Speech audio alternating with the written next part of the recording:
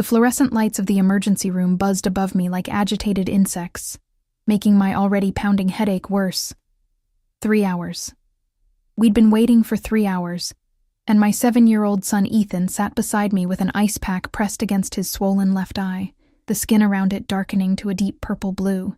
His small frame seemed to shrink further into the hard plastic chair with each passing minute. "Mom, it hurts," he whispered, leaning his head against my arm. "I know, baby. The doctor will see us soon." I smoothed his dark hair away from his forehead, careful to avoid the tender area around his eye. My stomach twisted with a familiar mixture of guilt and anger. This was the 3rd time this month he'd come home from school injured. The waiting room smelled of antiseptic and stale coffee. A television mounted in the corner played the local news on mute, flashing images of the city's skyline. I'd lived in this neighborhood my entire life. But after Mark left us 6 months ago, taking everything including our savings, the familiar streets had become a struggle rather than a comfort. I stretched my legs, the muscles aching from my double shift at the diner. My uniform still carried the lingering scent of fried food and industrial cleaner. A nurse called another name, not ours, and I sighed, checking my watch again. "Ethan, sweetie, I'm going to ask the nurse how much longer," I said, standing up. My son nodded, his good eye following me as I approached the reception desk. That's when the automatic doors slid open, and the atmosphere in the waiting room shifted. The man who walked in didn't belong in this rundown hospital on the wrong side of town. He wore a charcoal gray suit that probably cost more than my monthly rent, tailored perfectly to his tall, broad-shouldered frame. Dark hair, just beginning to silver at the temples, was styled impeccably, but it was his presence that commanded attention. He moved with the easy confidence of someone who expected the world to yield to his path. Behind him stood another man, whiter and with an expressionless face, scanning the room with practiced efficiency. A bodyguard, I realized, feeling suddenly uneasy. The suited man spoke quietly to the nurse at the desk, who immediately straightened her posture and nodded eagerly. I took an instinctive step back, planning to return to my seat unnoticed, when his gaze caught mine. His eyes were dark, nearly black, and for a moment, I felt pinned in place like a butterfly in a collection. Something flashed across his features. Surprise, perhaps, before his expression settled into polite detachment. He offered a slight nod before turning back to the nurse. I hurried back to Ethan, my heart beating a strange rhythm. "They said it shouldn't be much longer," I lied, sitting down. "Mom?" Ethan whispered, tugging at my sleeve. "That man keeps looking at us." I glanced up to find the stranger had taken a seat across from us, his bodyguard standing nearby. He was indeed watching us, though he quickly averted his gaze when our eyes met. Up close, I could detect the faint scent of expensive cologne, something woody and subtle that stood out amidst the hospital smells. "Don't stare, Ethan," I murmured, pulling my worn jacket tighter around me, suddenly self-conscious of my waitress uniform and the dark circles under my eyes. "Ethan Collins?" a nurse finally called, and I nearly sagged with relief. As we stood, Ethan stumbled slightly, dropping his ice pack. Before I could reach for it, the suited man had retrieved it, holding it out to my son with a smile that transformed his severe features into something unexpectedly warm. "Careful there, buddy," he said, his voice a deep, smooth rumble. Ethan stared up at him with his uninjured eye wide. Instead of thanking the man or taking the ice pack, my normally shy son blurted out, "Did someone hit you too?" I froze, mortification washing over me. "Ethan!" The man chuckled, seemingly unperturbed. "No, not recently. Did someone hit you?" Ethan nodded solemnly. "Tyler from school, because I don't have a dad to teach me how to fight back." Oh, my face burned with embarrassment and shame. "I'm so sorry," I stammered, taking the ice pack from the man's hand, careful not to touch his fingers. "Thank you." "Ethan, we need to go." The man's expression darkened slightly, but his voice remained gentle. "That's not right. No one should hit you, ever." Something in his tone made me shiver, a hint of steel beneath the velvet. "Sir," his bodyguard murmured, gesturing toward a hallway where another nurse waited. The man nodded, then turned back to us. "I hope you feel better soon, Ethan." We followed our nurse into an examination room, and I tried to push the strange encounter from my mind. The doctor eventually arrived, confirmed Ethan had no serious injury, and prescribed rest and ice. By the time we were ready to leave, nearly 2 hours had passed, and my shoulders ached with exhaustion. The waiting room was empty when we returned. No sign of the man in the expensive suit or his watchful shadow. Outside, the night had turned cold, and I pulled Ethan close as we walked to the bus stop 3 blocks away. "Mom," Ethan said as we waited in the pool of yellow streetlight. "I really like that man. You shouldn't talk to strangers, sweetie," I replied automatically, scanning the street for our bus. He looked strong, like he could scare Tyler. Ethan's voice was small but hopeful, breaking my heart all over again. The bus ride home was mercifully quick. Our apartment building loomed like a gray monolith against the night sky, its peeling paint and broken concrete steps a familiar disappointment. I kept Ethan close as we navigated the dimly lit hallway to our 3rd-floor unit, the carpet worn thin beneath our feet. Inside, I locked the door behind us, engaging both the deadbolt and the chain. The apartment was small, 1 bedroom that Ethan used, while I slept on the pull-out sofa in the living room. The kitchen was little more than a narrow galley with appliances older than my son, but it was clean, and it was ours, and the rent was just manageable on my waitress salary and occasional freelance graphic design work. "Bath, then bed," I told Ethan, helping him change without disturbing his bruised eye. Later, after tucking him in and kissing his forehead, I collapsed onto the sofa, too tired to pull it out into a bed. The glow from the street lamps filtered through the thin curtains, casting long shadows across the room. My phone blinked with a notification, a reminder about tomorrow's parent-teacher conference, the one I'd requested after Ethan came home with his 2nd injury. I stared at the ceiling, fighting back tears of frustration. Mark had left us for his 23-year-old assistant, abandoning not just me but his own son. The child support checks were irregular at best, and my attempts to build a stable life for Ethan felt like trying to construct a house with playing cards. One strong wind and everything would collapse. The memory of the man at the hospital drifted back into my thoughts. There had been something unsettling about him, something dangerous that lurked beneath his polished exterior.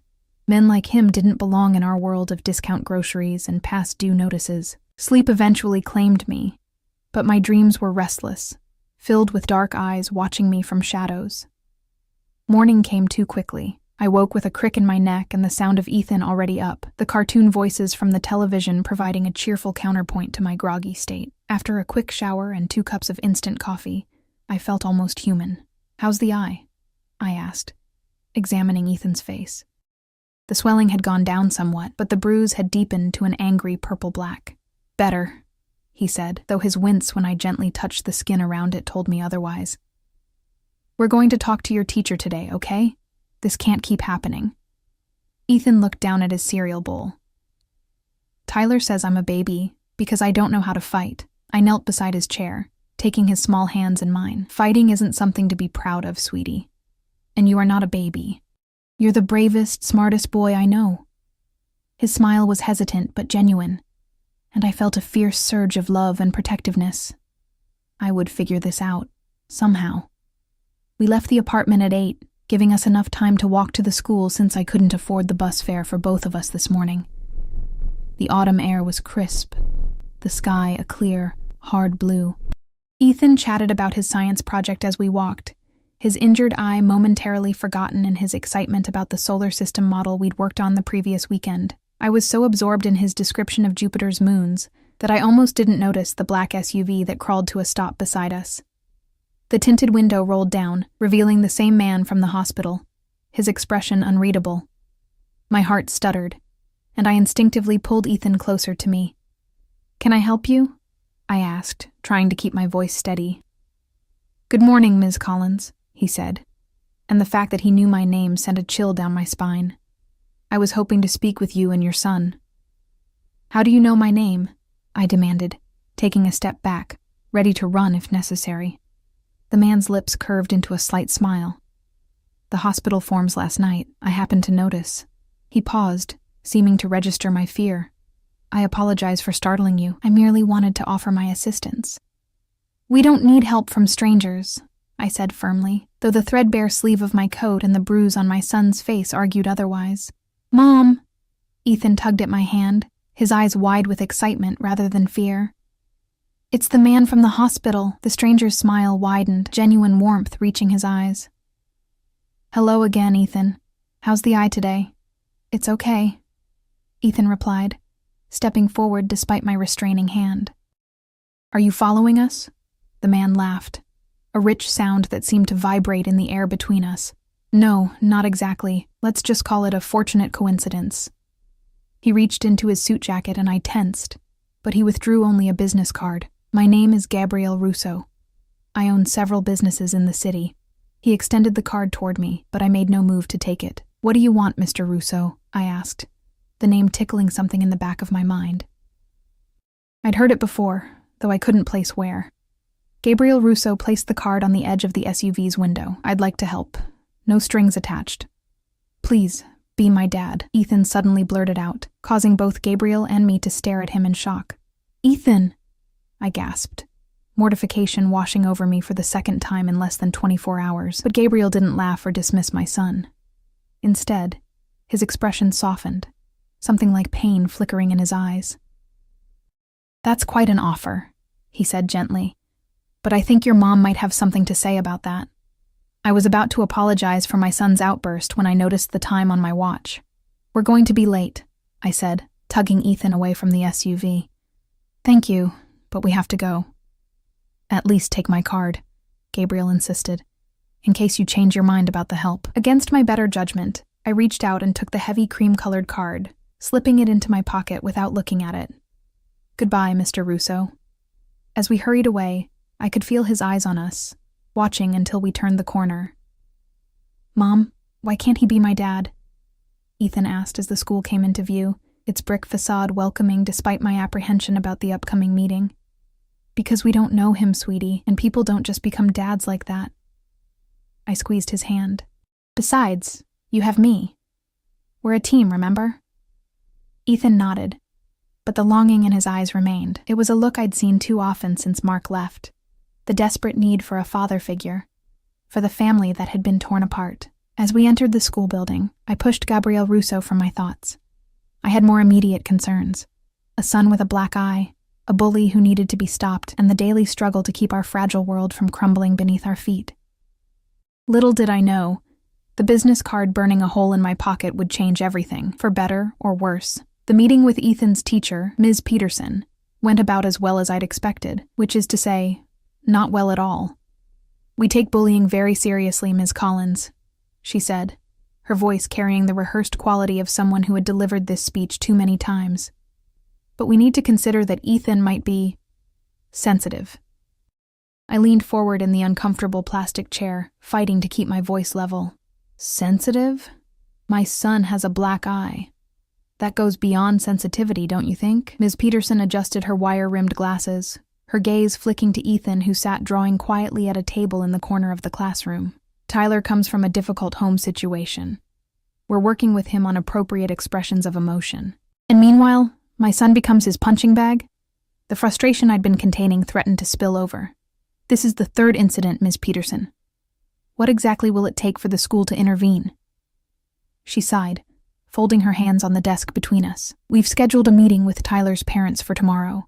I assure you, we're addressing the situation. In the meantime, perhaps Ethan could try spending time with other children during recess?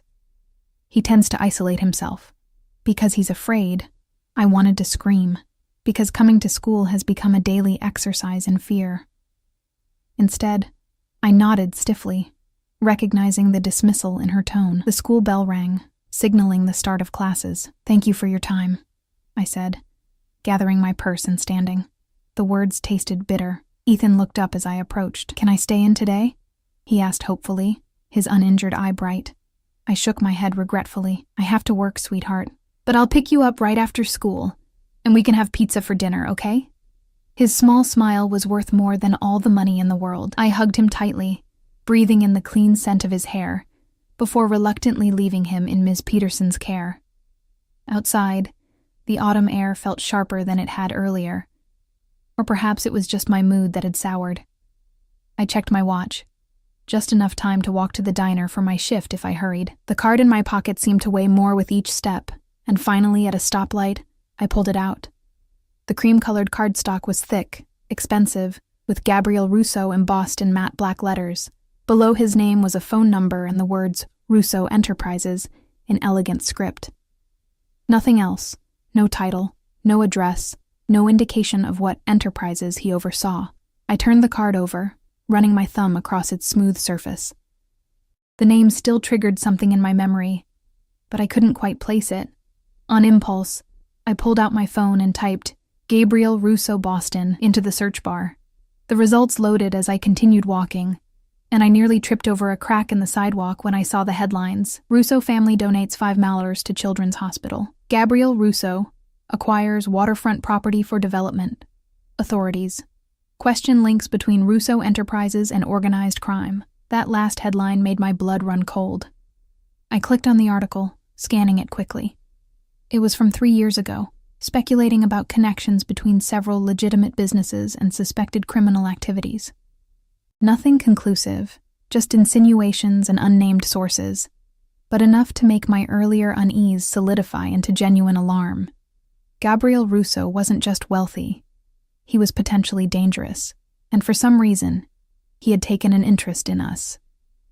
I shoved the card back into my pocket and quickened my pace, suddenly feeling exposed on the open street. By the time I reached Maggie's diner, my heart was racing, though not entirely from the brisk walk. The diner was already bustling with the late breakfast crowd when I pushed through the glass doors. The familiar cacophony of clattering dishes, sizzling griddles, and overlapping conversations washed over me as I made my way to the back room to change into my uniform. "You're cutting it close, Lily," Maggie herself called from behind the counter, her round face flushed from the heat of the kitchen. Despite her words, her tone was kind. She was one of the few blessings in my life. A boss who understood when Ethan was sick, or when the bus ran late, or when I needed an advance on my paycheck to cover rent. "Sorry, Maggie. Parent-teacher meeting," I explained, tying my apron around my waist and pulling my hair back into a ponytail. "How's our boy doing?" she asked, sliding a plate of pancakes across the counter to a waiting customer. I hesitated, not wanting to burden her with my problems. "He's hanging in there." Maggie's sharp eyes missed nothing. "That Shiner looked nasty yesterday. Same kid?" I nodded, grabbing my order pad and pen. "The school says they're handling it," she snorted, clearly as impressed with this assurance as I was. "Well, you tell Ethan he's always got a job here as a dishwasher when he turns 16. Build up some muscle, learn to stand his ground." The image of my gentle, science-loving son scrubbing greasy pots for protection made my heart ache, but I forced a smile. "I'll tell him." The morning rush kept me too busy for further conversation or worry. I moved between tables in a practiced rhythm, pouring coffee, taking orders, delivering plates steaming with eggs and bacon. The work was exhausting, but mindless enough that I could perform it on autopilot, leaving part of my mind free to worry about Ethan, about money, about the approaching winter with our apartment's unreliable heating system. And despite my best efforts, about Gabriel Russo. What could a man like that possibly want with us? The obvious predatory answer made my skin crawl, but something about our brief interactions didn't fit that narrative. He'd seemed genuinely concerned about Ethan, and there had been real pain in his eyes at my son's impulsive plea. I was clearing a table near the window when a sleek black car pulled up outside the diner. Not the SUV from this morning, but similar in its obvious luxury and tinted windows. I froze, dirty plates balanced in my hands, as the back door opened and Gabriel Russo stepped out. He was even more imposing in daylight, his tailored dark blue suit making every other man in the diner look shabby by comparison. His eyes scanned the interior until they found me, and he offered a slight nod before selecting a booth in my section. The same bodyguard from the hospital followed him in, taking a seat at a separate table with a clear view of both Gabriel and the door. My hands trembled slightly as I carried the dirty dishes to the kitchen.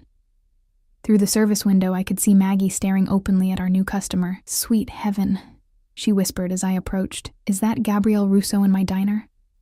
"You know him?" I asked, surprised. Maggie looked at me like I'd grown a second head. "Honey, Everyone in this city knows of Gabrielle Russo. Man owns half the waterfront and has the mayor on speed dial. She lowered her voice further. Some say he's connected, if you know what I mean. Old Italian family. The confirmation of what I'd read online made my stomach tighten. He's in my section, I said weakly. Maggie's eyebrows shot up. Well, don't keep him waiting. And for God's sake, give him the good coffee, not the swill we serve to the regulars. With reluctant steps, I approached his booth. Up close, I could see the fine lines around his eyes, suggesting he was in his early 40s. His dark hair was impeccably styled, and a platinum watch gleamed on his wrist as he studied the laminated menu. What can I get for you? I asked, proud that my voice remained steady. Gabriel looked up, a smile warming his features. Ms. Collins. Or may I call you Lily? The fact that he knew my first name without me offering it sent another chill through me. How did you find me? I demanded quietly, glancing around to make sure no one was listening. This isn't a very big neighborhood, he replied easily, and I asked around. He set down the menu. I'll have black coffee and whatever breakfast special you recommend. I jotted down his order mechanically. Mr. Russo, I appreciate your concern, but following me to work crosses a line. His smile faded, replaced by a seriousness that made him look suddenly dangerous. I'm not following you, Lily. I'm trying to help you. Your son has a black eye and is being bullied because he doesn't have a father figure. I have resources that could make your lives easier. Why? I asked, the question that had been burning in my mind since the hospital. Why would you possibly care about us? For a moment, something like vulnerability flickered across his face. Let's just say I have a soft spot for single mothers and their sons. He tapped the table lightly with his fingertips. I'll have that coffee now, please. The dismissal was gentle but firm. I retreated to the counter, feeling his eyes on my back as I poured his coffee. When I returned to his table, he accepted the mug with a nod of thanks. The Florentine omelet is today's special, I said, professional mask back in place. Spinach, tomato, and feta cheese. Perfect, he replied, then added, When do you finish your shift today? The question caught me off guard. Why? Because I'd like to continue this conversation, preferably somewhere more private than a busy diner. And because you need to pick up Ethan from school, I assume. The reminder that he knew my son's schedule made my jaw clench. Mr. Russo, I don't mean to be rude, but I'm not interested in whatever you're offering. My son and I are doing fine on our own. Gabriel took a sip of his coffee, his expression thoughtful. Are you? The apartment with the leaky roof in the building with the broken security door? The double shifts that leave you exhausted? The school that won't protect your son? My face burned with a mixture of shame and anger. You've been investigating us. I've been learning about your situation, he corrected gently. Because I want to help. No strings attached. There are always strings, I said bitterly, thinking of every supposed kindness that had come with hidden costs throughout my life. Not with me.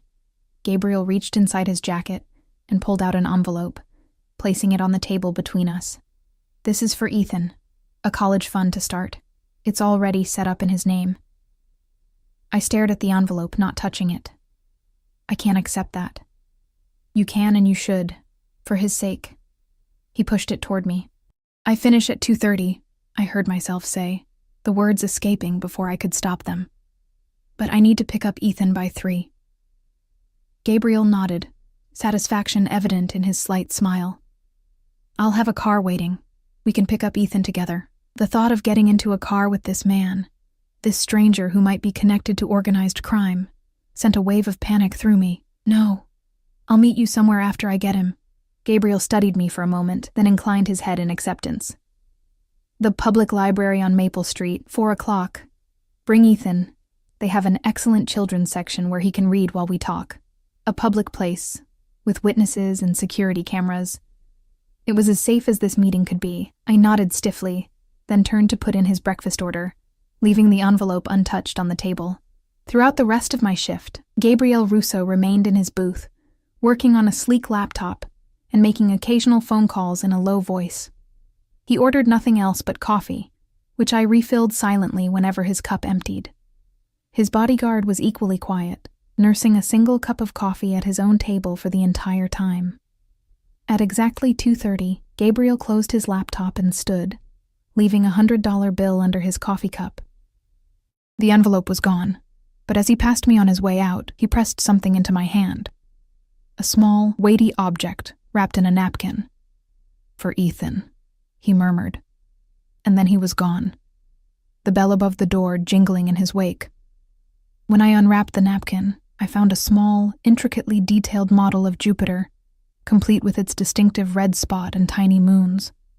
It was clearly expensive, made of some kind of polished stone or resin. How had he known about Ethan's solar system project?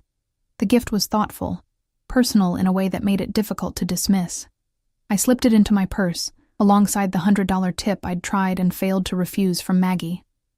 "He likes you," Maggie said as I changed out of my uniform in the back room. I shook my head. "He doesn't even know me. Men like Gabriel Russo don't sit in diners for hours drinking bad coffee for women they aren't interested in," she replied with a knowing look. "Be careful, Lily. He's not the kind of man you say no to easily." Her warning followed me as I hurried to Ethan's school, arriving just as the final bell rang. Children poured from the building in a noisy stream, and I scanned anxiously for my son's dark head among them. When I spotted him, my heart sank.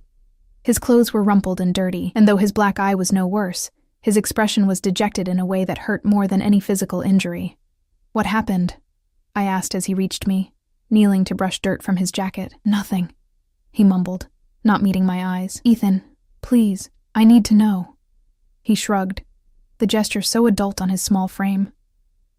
"Tyler said I made up having a dad, that I was lying about the man from the hospital." His voice dropped even lower. "He pushed me during gym class. The teacher didn't see." I closed my eyes briefly, struggling against the wave of helpless rage that threatened to overwhelm me. "We're going to fix this," I promised, pulling him into a hug. "How?" he asked, the single word containing all the doubt I felt myself. The model Jupiter weighed heavy in my purse, and the memory of Gabriel Russo's intense gaze weighed even heavier on my conscience. "I'm working on it," I said, taking his hand as we began walking toward our apartment. "Actually, sweetie, we're going to make a stop at the library first. I have a meeting." Ethan's face brightened slightly. He loved the library, with its endless shelves of books offering escape to worlds far beyond our limited circumstances. What I didn't tell him, what I could barely admit to myself, was that I was seriously considering accepting Gabriel Russo's help, whatever form it might take, whatever price it might ultimately demand. Because in that moment, watching my son try to be brave despite his fear, I realized there were few prices I wouldn't pay to keep him safe. The library loomed ahead, its grand stone steps leading up to promise or peril. I didn't know which, but I was about to find out. The Boston Public Library's main branch was a sanctuary of hushed voices and the comforting scent of old books. High ceilings arched overhead as Ethan and I entered through the heavy wooden doors, the noise of the city streets fading behind us. My son's hand tightened in mine, his eyes wide with excitement at the sight of the grand reading room stretched before us. "Can I go to the kids' section?" he whispered, already tugging in the direction of the colorful corner visible through a doorway to our right. I checked my watch. 3:54 p.m. "Yes, but stay where I can see you, okay? I have to talk to someone." Ethan's gaze swept the lobby. "Is it the man from the hospital? Is he here?" The eagerness in his voice made my chest tighten. "Yes, but is this for me?" He had spotted the bulge in my purse where the Jupiter model pressed against the fabric. With a sigh, I pulled out the small gleaming sphere. The craftsmanship was even more apparent in the library's soft lighting. Tiny, hand-painted storms swirled across its surface, and the miniature moons were perfectly detailed. Ethan gasped, carefully taking it from my palm. "It's perfect! How did you know I needed Jupiter?" "I didn't." Gabriel Russo's voice came from behind us, and I turned to find him standing a few feet away, watching Ethan's reaction with obvious pleasure. Today, he wore a light gray suit, less formal than his previous attire, but no less expensive looking. "Your mother mentioned you were working on a solar system project." Actually, I hadn't mentioned it at all, which raised troubling questions about how he knew. But Ethan's face lit up with such joy that I bit back my suspicion. "It's the best Jupiter ever," Ethan declared, holding it up to the light. "Look, Mom, you can even see the great red spot." It's beautiful, I agreed, meeting Gabriel's eyes over my son's head. Thank you. He inclined his head slightly, the ghost of a smile playing at the corners of his mouth. I thought you might appreciate something educational. Can I go show the librarian? Ethan asked, bouncing on his toes. I nodded, and he dashed toward the children's section, the model planet clutched carefully in both hands. I watched until he had engaged one of the librarians in animated conversation, then turned back to Gabriel. How did you know about his project? I asked without preamble. Gabriel gestured toward a quiet seating area near a window, away from the main flow of library patrons. Shall we sit? I followed him to 2 armchairs positioned across from each other, a small table between them. From this vantage point, I could still see Ethan in the children's section, now showing his Jupiter to another boy about his age. You've been watching us, I said, keeping my voice low but firm, before the hospital. How long? Gabriel settled into his chair with the easy grace of someone accustomed to commanding any space he occupied. Not as long as you might think. It was genuinely coincidence that we met at the hospital. I raised an eyebrow, skepticism evident. The truth is, he continued, I've been funding an anti-bullying initiative at several schools in the district. Your son's elementary school is on the list for the next phase of the program. When I saw his injury and heard about the bullying, it resonated with me. It sounded plausible, but not quite sufficient. That doesn't explain how you knew about his science project. A shadow passed over Gabriel's features. I have people who gather information for me. It's a habit born of necessity in my line of work. And what exactly is your line of work, Mr. Russo? I asked, unable to keep the edge from my voice. Gabriel, please. He leaned forward slightly. I'm in real estate development primarily. I also have interest in shipping, hospitality, and private security. The phrasing was careful, diplomatic. It told me everything and nothing at once. And the rumors about connections to organized crime? If I expected him to be surprised by my directness, I was disappointed. Gabriel merely smiled, a cold expression that didn't reach his eyes. The Italian surname makes it easy for people to jump to conclusions. My family has been in Boston for 3 generations. We've built a legitimate business empire. But? I prompted, sensing the unspoken qualification. But we protect our own, and we don't always wait for the law to catch up to those who harm the people we care about. His gaze flickered toward the children's section, where Ethan was now sitting cross-legged on a colorful rug, absorbed in a book while still clutching his Jupiter. Your son reminds me of someone. The admission hung in the air between us. I waited. Sensing there was more he wanted to say, Gabriel rubbed a hand over his jaw, the gesture surprisingly vulnerable for such a controlled man. I had a younger brother, Anthony. He was a lot like Ethan, gentle, smart, more interested in books than sports. When we were kids, he was bullied mercilessly. His expression hardened. Our father taught me it was my job to protect him, and I failed. The pain in his voice was raw, unexpected. What happened? I asked softly. Anthony took his own life when he was 15. Gabriel's eyes met mine, dark with old grief. I was away at college. I didn't know how bad things had gotten for him. By the time I came home for a visit, it was too late. I'm sorry, I said, genuinely moved by his loss. He nodded once, acknowledging my sympathy before straightening in his chair, composure returning like a mask sliding into place. When I saw your son in that hospital with his black eye, talking about being bullied because he doesn't have a father, I couldn't walk away. I glanced at Ethan, peacefully reading his book, unaware of the intense conversation taking place across the room. So, what exactly are you proposing? Protection, to start, Gabriel replied immediately. I can have someone discreetly watch over Ethan at school, make sure this Tyler kid and any other bullies keep their distance. The idea of my son being shadowed by one of Gabriel Russo's men was simultaneously comforting and terrifying. You mean like a bodyguard? The school would never allow that. They wouldn't know. I have people who are very good at being invisible when necessary. He paused. And I've made a substantial donation to the school's arts program this morning. The principal seemed quite amenable to my suggestion that we take a special interest in creating a safer environment for all students. My jaw dropped slightly. You bought influence at my son's school? In less than a day? Gabriel shrugged. as if such things were commonplace in his world. Perhaps they were. Money talks, Lily, especially in underfunded public schools. And what else? I asked, sensing this was just the beginning of his offer. Financial support. The envelope I gave you contains paperwork for a college fund for Ethan, as I mentioned. I've seeded it with $50,000. The sum made me dizzy. It was more money than I would earn in 2 years of double shifts at the diner. I also want to offer you a job, he continued. My hospitality group is opening a new restaurant downtown. We need a manager who understands both customer service and the day-to-day realities of food service. The salary is 3 times what you're making at the diner, plus benefits and regular hours that would allow you to be home when Ethan returns from school. It sounded too good to be true, which meant it probably was. Why would you give such a position to a waitress you barely know? Maggie speaks very highly of you.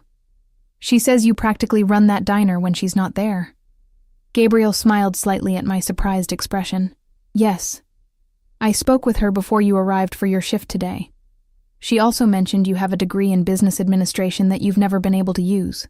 The fact that he knew about my abandoned education, completed with night classes over 6 years while working full-time and raising Ethan, was unsettling. I felt exposed, as if he had peeled back layers of my life without permission. And what do you want in return? I asked. The question that had been haunting me since our first encounter. Gabriel's expression grew serious. I want to be part of Ethan's life. A male figure he can look up to. Someone who can teach him the things a boy should know. The simplicity of the answer took me by surprise. I had expected something more sinister, more complicated. Why Ethan specifically? There must be hundreds of fatherless boys in this city. Gabriel was quiet for a long moment, his gaze drifting to the window beside us, where autumn leaves danced on a gust of wind. Do you believe in fate, Lily? The question seemed out of character for such a controlled, pragmatic man. I'm not sure. When your son looked up at me with that bruised eye and asked me to be his father, it felt like Anthony was giving me a second chance. He turned back to me, his expression open in a way I hadn't seen before. I couldn't save my brother, but maybe I can help your son. His vulnerability was disarming, making it difficult to maintain my suspicion. Still, caution held me back. I appreciate what you're offering, but this is a lot to process. Ethan and I have been on our own for a while now. Having someone else suddenly involved in our lives, especially someone with your reputation, is complicated. Of course, Gabriel nodded, seemingly unsurprised by my hesitation.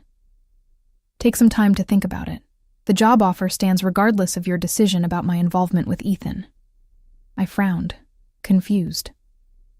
You'd still give me the job even if I say no to everything else? I separate business from personal matters. You're qualified for the position, and I need someone reliable. That doesn't change based on your decision about Ethan. He reached into his jacket and produced a new envelope, this one containing what appeared to be employment documents. Look these over. The position starts in 2 weeks, which would give you time to give notice at the diner. I accepted the envelope cautiously, still not entirely convinced of his motives. And the protection for Ethan at school? Is that also separate? Something hardened in Gabriel's expression. That begins tomorrow, regardless of any other decisions you make. I won't allow a child to be harmed when I have the power to prevent it. His tone left no room for argument. And honestly, I didn't want to argue about that particular point. The thought of Ethan going to school without fear of being pushed or punched was too appealing to refuse. Thank you, I said simply. Gabriel inclined his head in acknowledgement, then glanced at his watch, another expensive piece that probably cost more than my annual rent. I have a meeting I should attend. Can I have my driver take you and Ethan home? The offer was tempting, especially given the autumn chill that had descended with the setting sun, but I wasn't ready for that level of acceptance. We'll be fine on the bus, thank you. He accepted my refusal with grace, rising from his chair. I'll have my assistant call you tomorrow about the job paperwork. And Lily?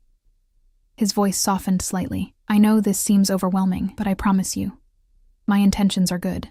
With that, he strode toward the exit, his presence drawing subtle glances from other library patrons. Just before reaching the doors, he paused to look back at Ethan, still absorbed in his book in the children's section.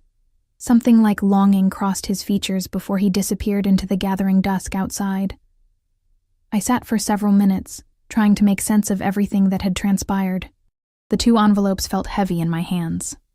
One containing a college fund that could change Ethan's future, the other offering a career that could transform our daily lives.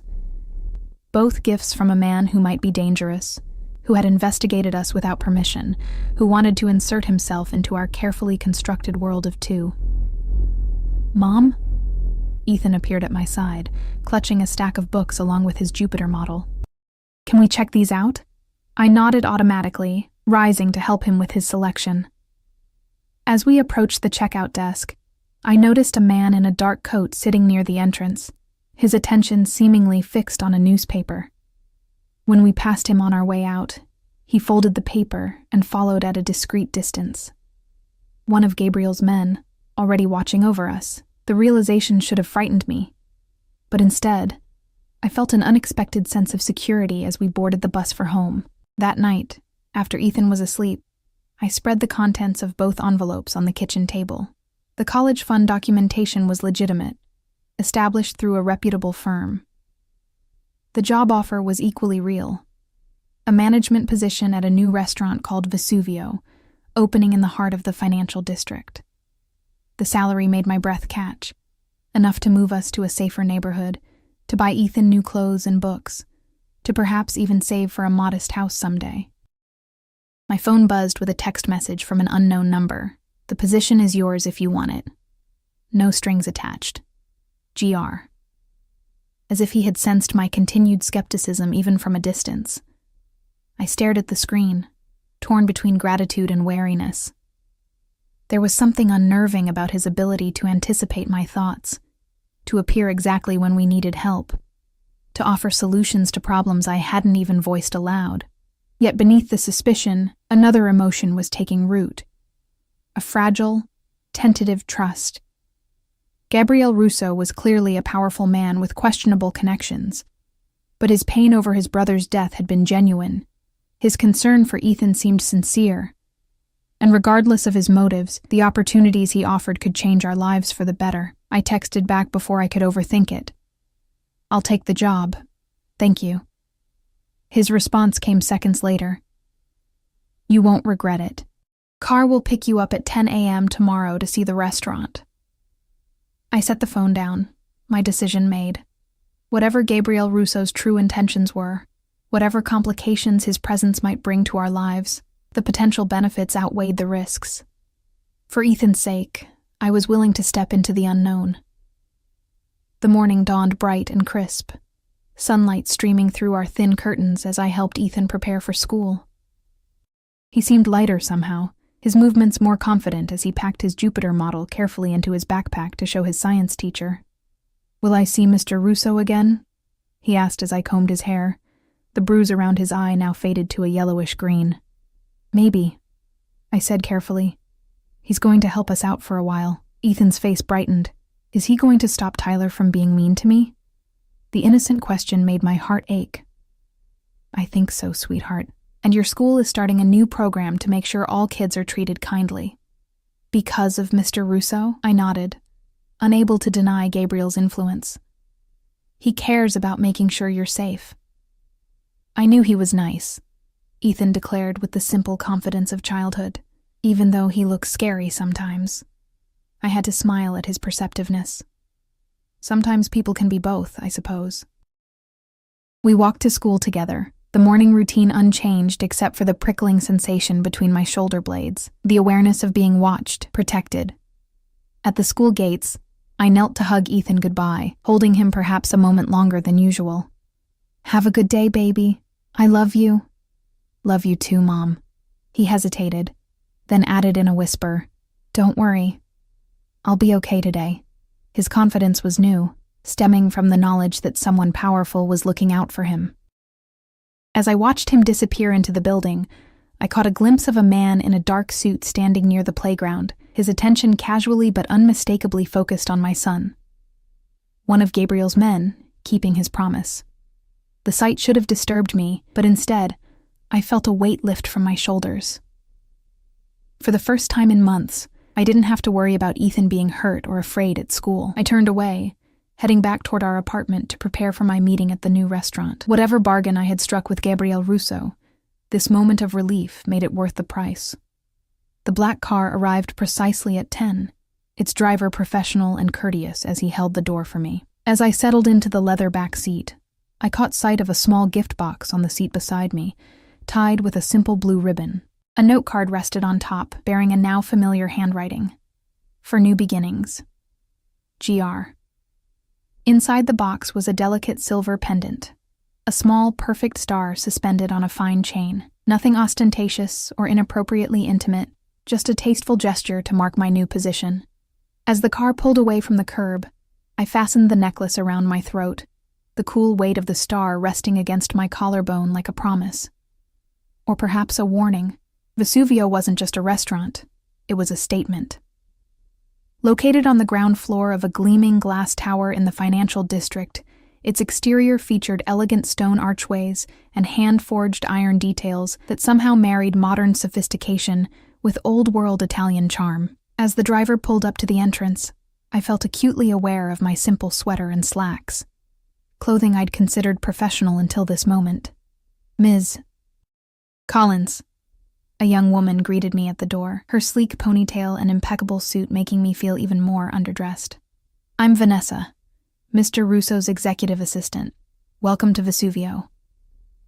Thank you, I managed, following her into the restaurant's interior. The space was stunning, soaring ceilings with exposed wooden beams, walls of honey-colored stone, and a massive stone fireplace dominating one end of the main dining room. Tables of rich, dark wood were arranged with mathematical precision, each set with gleaming silverware and crystal glasses that caught the light streaming through tall windows. We're set to open in 2 weeks, Vanessa explained, leading me through the dining area toward what appeared to be a bar area of equal elegance.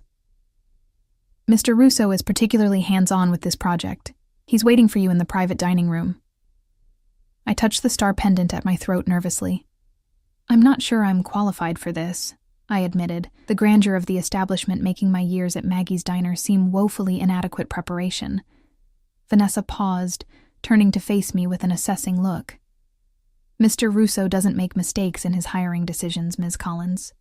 If he says you can manage Vesuvio, then you can. Her confidence was both reassuring and intimidating. We continued through a set of carved wooden doors into a smaller dining room, more intimate but no less luxurious than the main space. Gabriel Russo sat at a round table in the center, reviewing documents spread before him. He looked up as we entered, rising to his feet with that same fluid grace I'd noticed before. Lily, he said, his voice warm. Thank you for coming. His gaze moved to the pendant at my throat, and a small smile of satisfaction crossed his features. I see you received my welcome gift. It's beautiful, I said honestly. Thank you. But you didn't need to. I wanted to, he interrupted gently, gesturing to the chair across from his. Please sit. Vanessa, would you bring us coffee? As his assistant left, closing the doors behind her, I took the offered seat, conscious of Gabriel's scrutiny. Today he wore a charcoal suit with a deep burgundy tie, colors that should have been severe, but instead lent him an air of understated authority.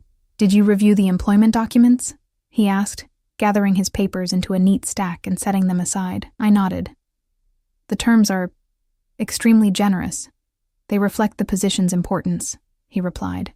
Vesuvio is meant to be the flagship of our restaurant group. We intend to earn at least 1 Michelin star within the first year.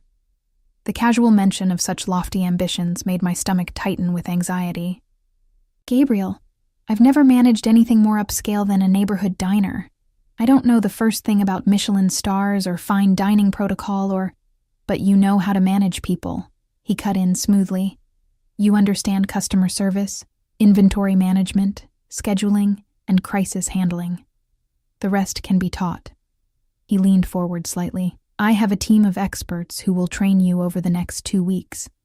By opening night, you'll be fully prepared.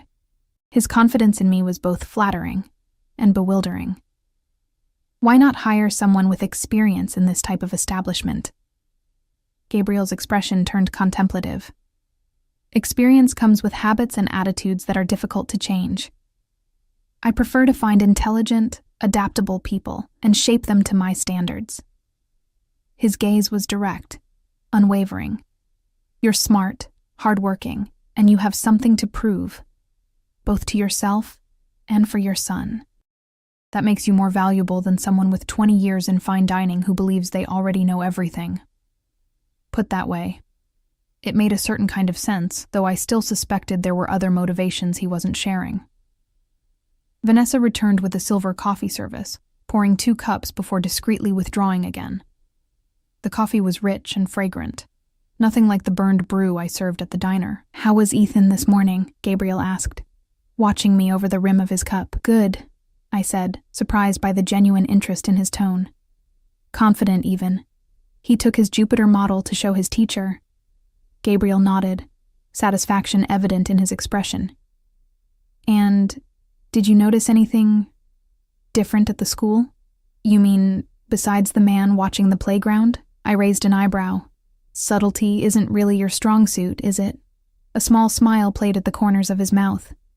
Effectiveness matters more than subtlety in some situations, but I was referring to Tyler, actually. "I didn't see him," I admitted. Ethan went straight inside.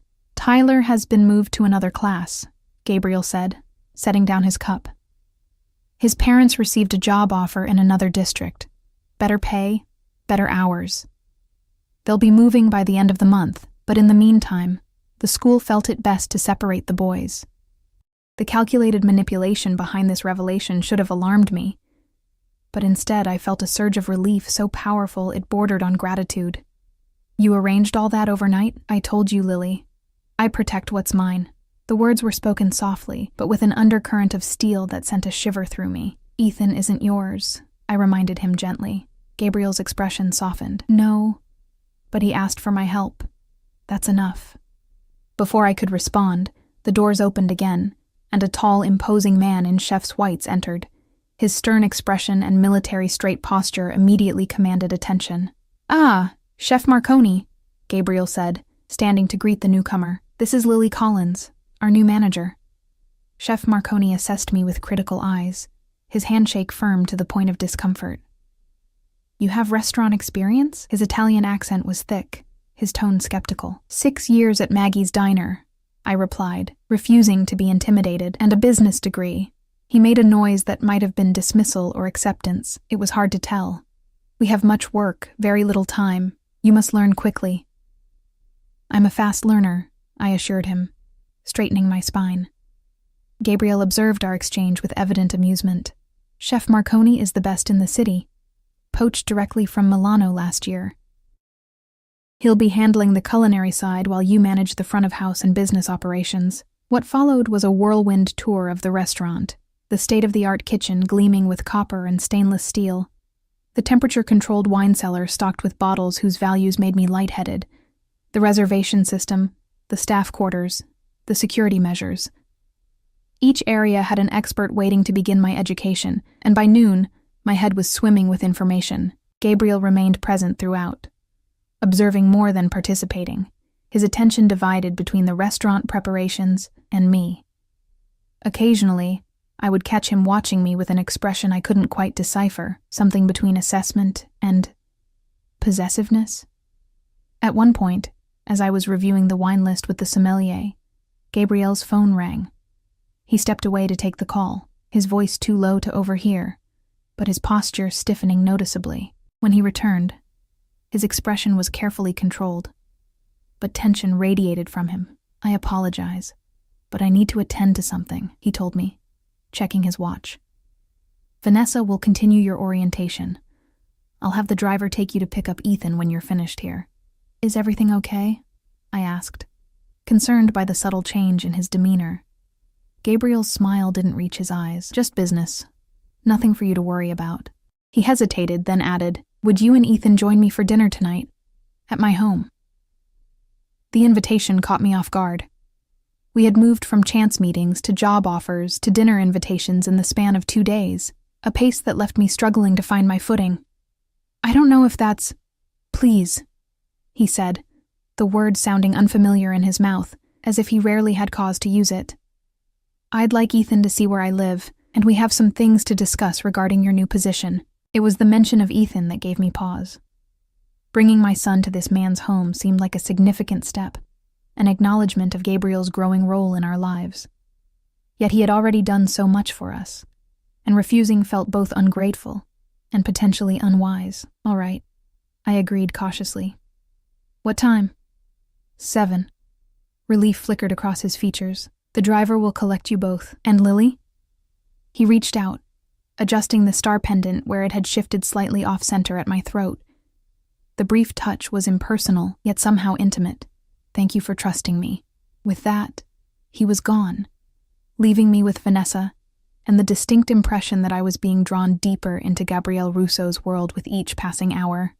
The remainder of the afternoon passed in a blur of training sessions and introductions to staff members who would be working under my supervision. By the time we finished, it was nearly 3 o'clock, and Vanessa escorted me to the waiting car. Mr. Russo has arranged for your things to be moved to a new apartment, she informed me casually as we reached the sidewalk. I stopped short. He what? Vanessa's professional mask slipped slightly, revealing surprise at my reaction. The company apartment near the restaurant. It's standard for management positions. Did he not mention it? No, he did not, I said, feeling a flare of indignation. I can't just move on someone else's schedule.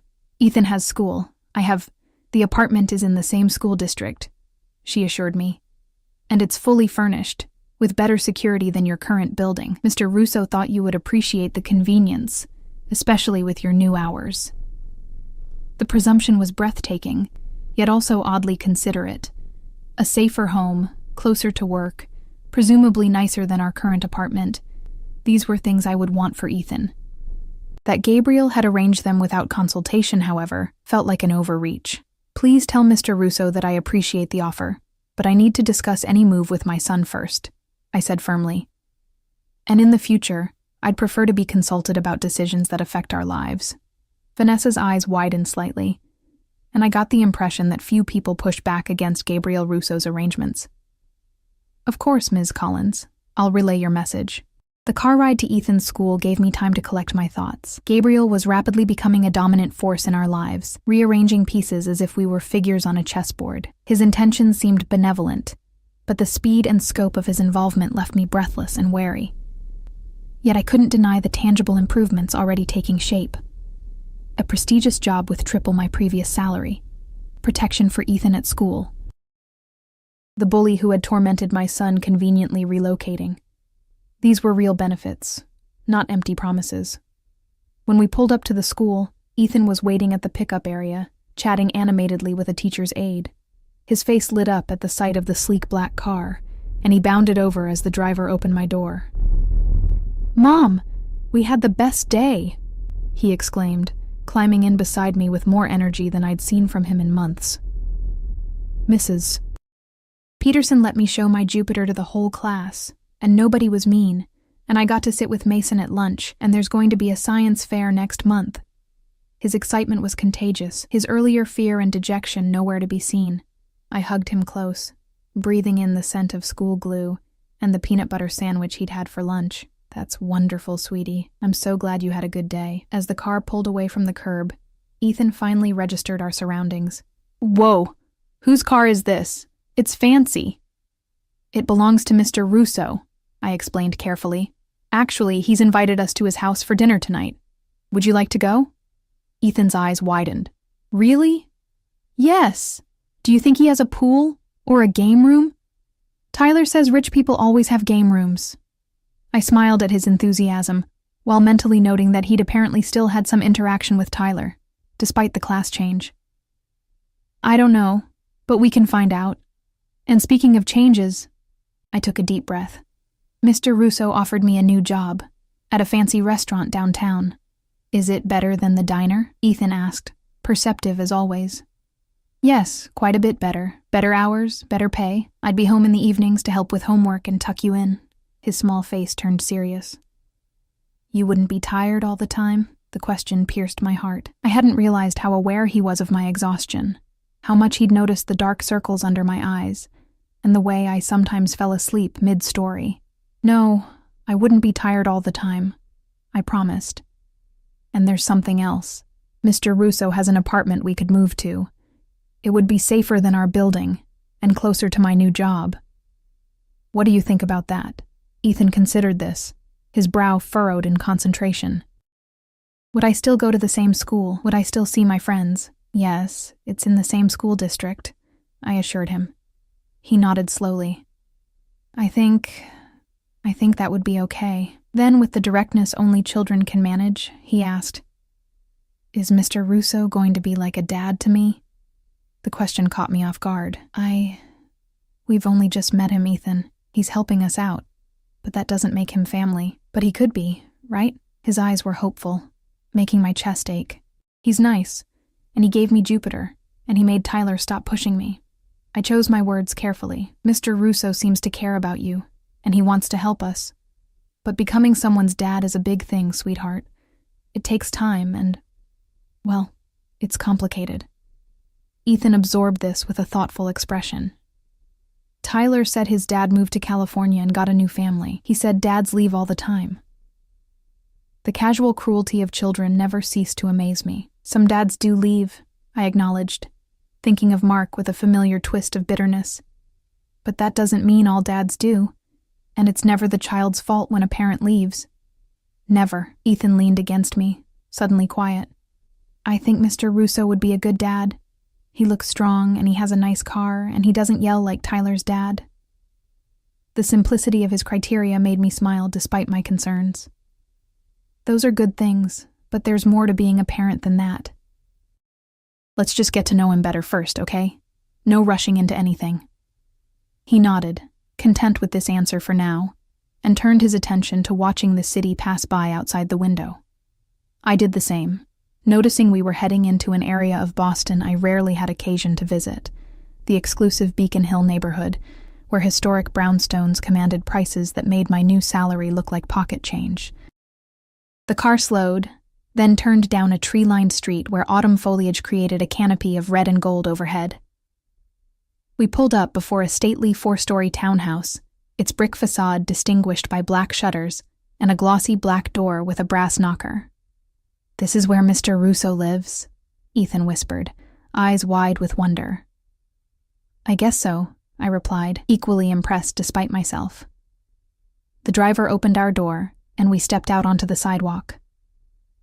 Before we could approach the house, the front door opened, and Gabriel appeared, having changed from his business suit into dark slacks and a light blue button-down shirt, the casual attire making him seem somehow more approachable.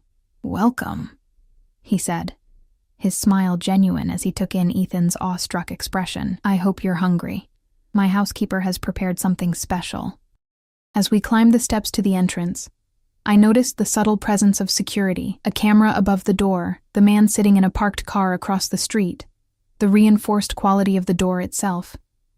Gabriel Russo lived well, but he also lived cautiously. Ethan, oblivious to these details, was already peppering Gabriel with questions. Do you live here all by yourself? How many rooms do you have? Is there a game room? Gabriel laughed, a warm sound that transformed his usually serious features. Yes, just me and the staff. 22 rooms, and yes, there is a game room. Would you like to see it after dinner? Ethan's eager nod made both adults smile, and as Gabriel led us inside, I felt a strange sense of crossing a threshold that went beyond the physical. We were entering Gabriel Russo's private domain, a place few people likely saw. Whatever his intentions toward us, he was letting us in, not just to his home, but into his closely guarded life. The question was, once we were in, would we ever truly be able to leave? The interior of Gabriel's townhouse was everything the exterior promised. Elegant, tasteful, and undeniably expensive. The entryway opened into a grand foyer with a sweeping staircase and marble floors, but it was the warmth that surprised me most. Despite the obvious luxury, the home felt lived in, with soft lighting, comfortable furniture, and artwork that seemed chosen for appreciation rather than investment. Wow, Ethan breathed, his head tilted back to stare at a crystal chandelier hanging above us. Your house is like a castle. Gabriel chuckled, placing a gentle hand on my son's shoulder. It's been in my family for generations. Come, let me show you around before dinner. He led us through the main floor, pointing out the formal dining room, a library with floor-to-ceiling bookshelves, and a sunroom overlooking a small but immaculate garden. Ethan grew more animated with each new discovery. His earlier shyness completely evaporated as he peppered Gabriel with questions. "Is that a real sword?" he asked, pointing to a mounted rapier in the study. "It is," Gabriel confirmed. "It belonged to my great-grandfather. He brought it from Italy when he immigrated to America." "Cool." Ethan's eyes shone with admiration. "Did he fight bad guys with it?" A shadow passed over Gabriel's face. There and gone so quickly I almost missed it. "He protected his family," he said simply. Sometimes that meant fighting. The careful phrasing made me wonder about the history Gabriel wasn't sharing. The origins of the Russo family's wealth and influence. Before I could dwell on it, we were interrupted by a woman in her 60s, her silver hair pulled back in a neat bun. "Dinner is ready, Mr. Russo," she announced with a slight Italian accent. "Thank you, Sophia." Gabriel turned to us. "Sophia has been with my family since I was younger than you, Ethan. She's the best cook in Boston, though you can't tell Chef Marconi I said that." Ethan giggled at the conspiratorial tone, and I found myself smiling despite my lingering reservations. There was something disarmingly genuine about Gabriel's interaction with my son, a gentleness that belied his otherwise intimidating presence. The dining room had been set for 3, though not at the imposing formal table I'd seen earlier. Instead, we were led to a smaller, more intimate room, with a round table beside windows overlooking the garden. Candles flickered in silver holders, and the china and crystal were clearly the real thing. But the setting felt comfortable rather than stuffy. "I thought this might be less overwhelming," Gabriel explained as he pulled out my chair. The consideration surprised me. Another glimpse of thoughtfulness beneath the powerful exterior. Sophia served a meal that put my best cooking efforts to shame. Homemade pasta with a delicate sauce, tender roasted chicken, and vegetables so perfectly prepared that even Ethan ate them without complaint. Throughout dinner, Gabriel asked Ethan about school, his science project, and his interests, listening to my son's answers with genuine attention. "So you like space?" Gabriel asked, refilling my wine glass after I nodded my acceptance. Ethan launched into an enthusiastic explanation of his favorite planets, the possibility of alien life, and his desire to become an astronaut. I watched in amazement as Gabriel engaged with each topic, asking informed questions and offering insights that kept Ethan enthralled. "You know a lot about space," Ethan observed, impressed. "I read a lot," Gabriel replied with a modest smile. "When I was your age, I wanted to be an astronaut too." "Why didn't you become one?" Ethan asked. Something flickered in Gabriel's eyes, a brief glimpse of an old regret perhaps. "Family obligations. When my father died, I had to take over the family business." "Were you sad?" Ethan's directness made me wince, but Gabriel didn't seem to mind. "Yes," he answered honestly, "but we do what we must for family." "Speaking of which," he turned to me, "have you had a chance to consider the apartment?" I set down my fork, choosing my words carefully. "It's very generous, but as I mentioned to Vanessa, I prefer to be consulted about decisions that affect Ethan and me." Instead of being offended, Gabriel nodded. "You're right. I overstepped. It's a habit in my line of work to arrange things efficiently." He leaned back in his chair, studying me. "The apartment is yours if you want it, but there's no obligation. I merely thought it would be safer and more convenient." "What apartment?" Ethan asked, looking between us. "Mr. Russo has an apartment near my new job," I explained. "We talked about possibly moving there, remember?" Ethan nodded eagerly. "Can we see it, please?" Gabriel smiled at his enthusiasm. "Of course, tomorrow after school, if your mother agrees." I found myself nodding, unable to deny Ethan's excitement. That would be fine. Excellent. Gabriel's satisfaction was evident. And now I believe I promised someone a look at the game room after dinner. Ethan nearly bounced out of his chair, and Gabriel led him away with a hand on his shoulder, leaving me to follow. The interaction between them was becoming increasingly natural, as if they'd known each other far longer than 2 days. It was both heartwarming and unsettling, the ease with which Gabriel Russo was integrating himself into our lives. and how readily Ethan accepted him. The game room turned out to be a converted third-floor space that would have fulfilled any child's fantasy. Video games, a pool table, board games, and even a small basketball hoop. While Ethan explored with exclamations of delight, Gabriel moved to stand beside me in the doorway. "He's a remarkable boy," he said quietly, watching Ethan examine a model spacecraft displayed on a shelf. "You've done an amazing job raising him alone." "Thank you," I replied, surprised by the compliment. "It hasn't been easy, but he's worth every struggle." Gabriel nodded, his expression contemplative. "I've been thinking about what he said at the hospital, about wanting a father." He turned to face me directly. "I know we've just met, Lily, and I know my world is very different from yours.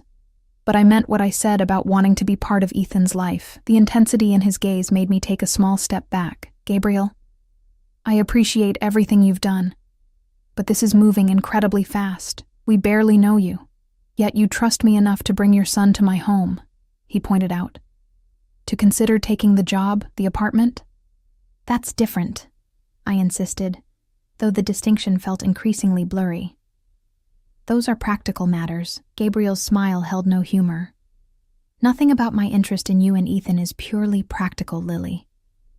He glanced at my son, now engrossed in a video game. When I saw him with that black eye, something in me shifted. I've spent years building my businesses, protecting my interests, but I've never had anyone to share it with, no family of my own. The vulnerability in his admission caught me off guard. Why us, specifically? There must be dozens of women in Boston who'd be thrilled to date a successful man, who already move in your social circles. And how many of them would see me, rather than my money or influence? He countered. How many would have the courage to push back when I overstep, as you did about the apartment? How many would raise a son as kind and intelligent as Ethan, despite overwhelming odds? His words were flattering, but I wasn't ready to be swept away by them. Even if that's true, there's still the matter of your business interests, the rumors about your family's connections. Gabriel's expression hardened slightly. My businesses are legitimate, Lily. Yes, my family has a complicated history. Yes, I have methods and resources that sometimes operate in gray areas of the law, but I don't deal in drugs or trafficking or anything that harms the innocent. He stepped closer, his voice dropping. What I do have is power to protect what's mine, and I would very much like for you and Ethan to be mine to protect. The possessiveness in his tone sent a shiver through me, not entirely unpleasant, but warning enough to make me cautious. We're not possessions, Gabriel. Of course not, he agreed immediately. Poor choice of words. What I mean is, I want to care for you both, to provide the security and opportunities you deserve. And what would you expect in return? I asked directly. His eyes darkened.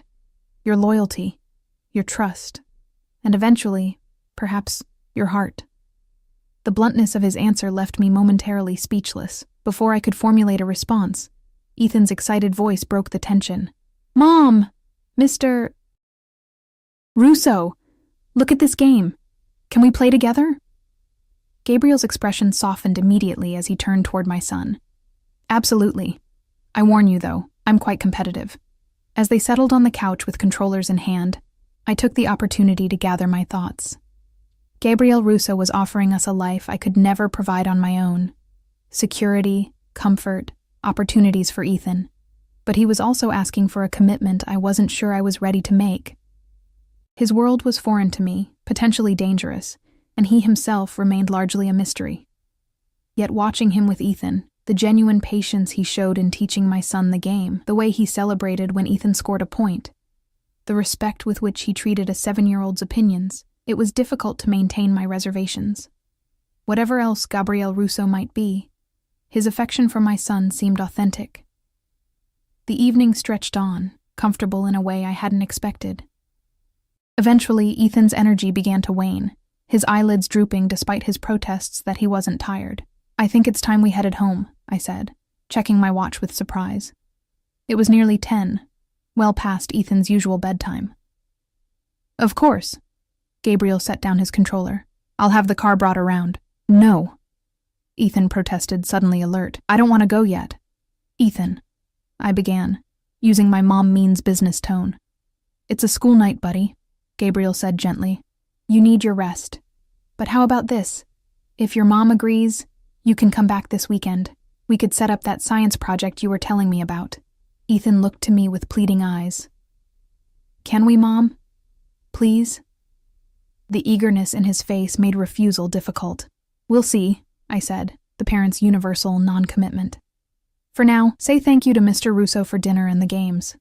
Ethan's thank you transformed into a spontaneous hug that clearly caught Gabriel by surprise. For a moment, he stood frozen, then carefully wrapped his arms around my son's small frame, an expression of such naked longing on his face that I had to look away. The drive home was quiet, Ethan half asleep against my side. When we reached our apartment building, Gabriel insisted on escorting us inside, despite my assurances that it wasn't necessary. "Humor me," he said simply, and I didn't have the energy to argue. He carried a sleeping Ethan up the 3 flights of stairs effortlessly, waiting patiently as I unlocked our door. Inside, he followed me to Ethan's bedroom, gently laying him on the bed. I removed my son's shoes and covered him with a blanket, deciding a proper changing into pajamas could wait until morning. When I turned, Gabriel was watching us from the doorway, his expression unreadable in the dim light. I followed him back to the living room, suddenly aware of how small and shabby our apartment must seem compared to his townhouse. "Thank you for dinner," I said quietly, not wanting to wake Ethan. "He had a wonderful time." Gabriel nodded, making no move to leave. "Lily, I want you to know that my offer stands, all of it. The job, the apartment, my support for Ethan, even if you decide you don't want more between us." The sincerity in his voice was impossible to doubt. "I appreciate that. I just need time, Gabriel. This is all happening so quickly." "Of course." He stepped closer, close enough that I could detect the subtle scent of his cologne. "But I should warn you, I'm not a patient man by nature. When I see something I want, I pursue it wholeheartedly." His gaze dropped to my lips for a fleeting moment before returning to my eyes. "May I?" he asked, his voice low. The question was simple, but the implications vast. This moment, this decision, would change everything between us. It would acknowledge the tension that had been building since our first meeting, accept the possibility of something beyond professional boundaries. Part of me wanted to step back, to maintain the safe distance of employer and employee, but another part, the part that had been lonely for so long, that craved connection and security, leaned forward almost imperceptibly. It was all the permission Gabriel needed. His kiss was gentle but confident, a careful exploration rather than a claiming. His hand came up to cradle my face, thumb brushing my cheekbone with unexpected tenderness.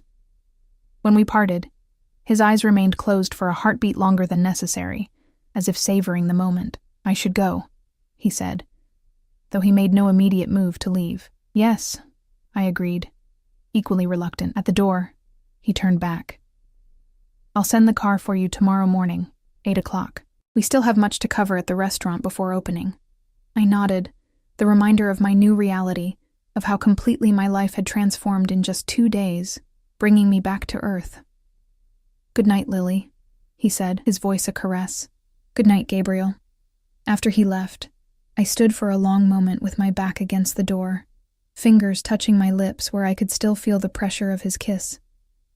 I was stepping into dangerous waters, drawn by the promise of safety and comfort for my son, by the allure of a man whose power was tempered by unexpected gentleness, by the possibility of no longer facing every challenge alone. 6 months later, as I stood in the master bedroom of our new home, a brownstone not far from Gabriel's, purchased in both our names, I watched through the window as my son and his bonus dad, Ethan's term, not ours, worked on a treehouse in the backyard.